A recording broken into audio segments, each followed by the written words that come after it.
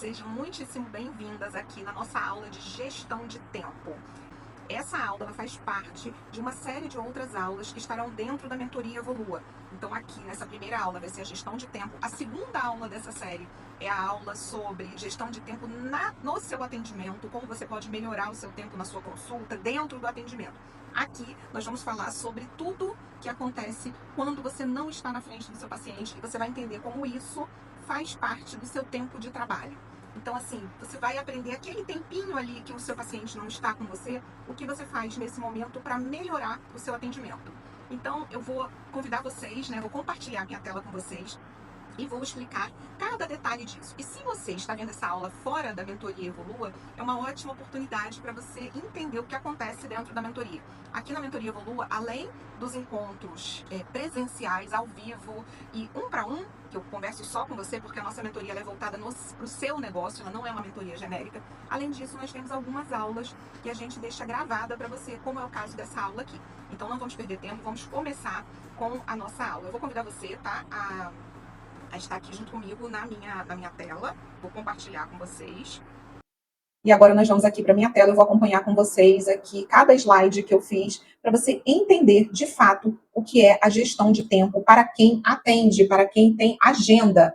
Primeiro de tudo, o que você vai precisar entender é que o seu horário de trabalho, ele não é somente aquele horário que você está ali com o paciente, não é somente o horário da sua consulta, do seu atendimento, do seu procedimento. Ele é esse horário mais o horário que a gente chama de horário para preparo ou melhoria. O que é esse horário de preparo e melhoria? É tudo que você faz na ausência do seu paciente, do seu cliente. Os dois juntos, o horário de atendimento mais o horário de melhoria, é o seu horário de trabalho.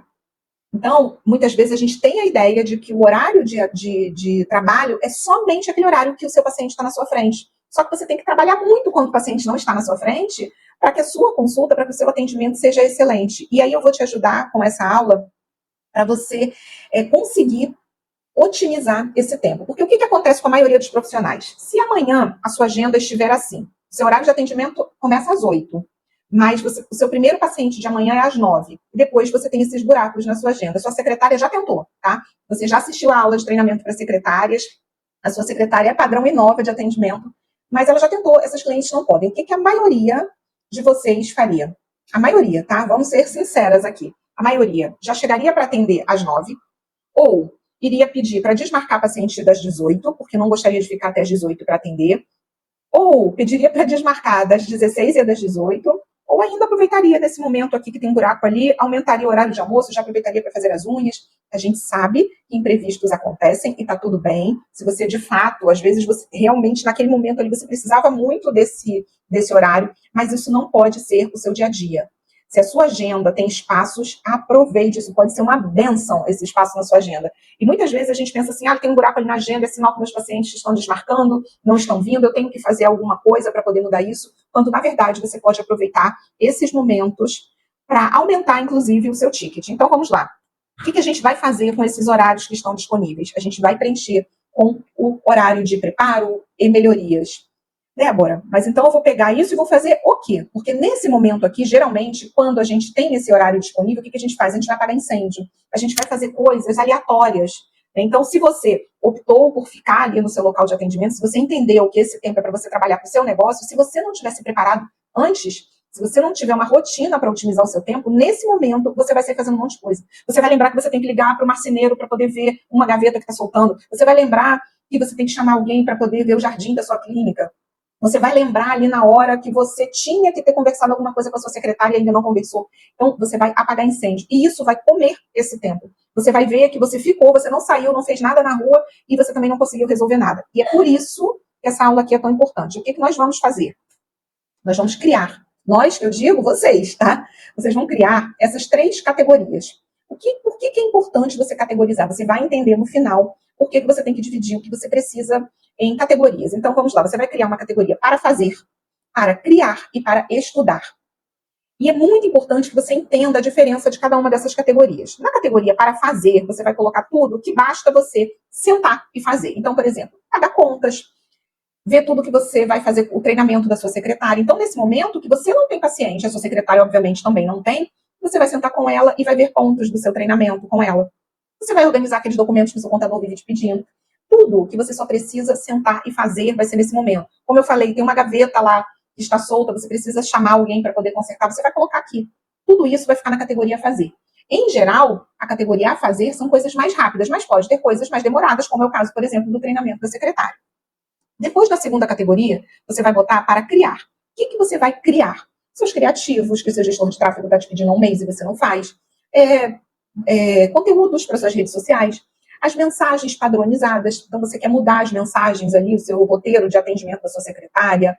Tudo isso é a categoria a fazer. Agora, dentro da categoria a fazer, tem uma que depois a gente vai ter uma aula de gestão de tempo na consulta, que tem as perguntas frequentes, o seu FAQ.